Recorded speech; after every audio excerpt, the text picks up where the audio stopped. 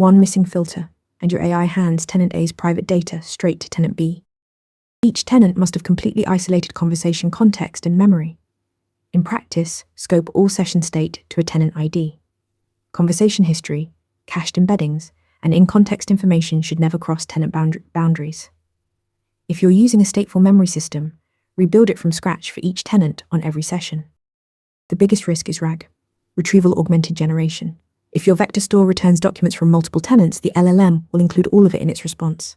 Fix this by embedding a tenant ID into every documented ingestion time, then enforcing that ID as a mandatory filter on every retrieval query. This is non-negotiable. Use tenant-scoped credentials, API keys or JWT claims to authenticate each request. Extract the tenant ID from the token and propagate it as a mandatory constraint through every downstream call, the vector store, the context builder, and the tool layer. Test for cross-tenant leakage explicitly. Load tenant A's documents, then query as tenant B and assert the response contains nothing from tenant A. These adversarial checks should run in every CI pipeline.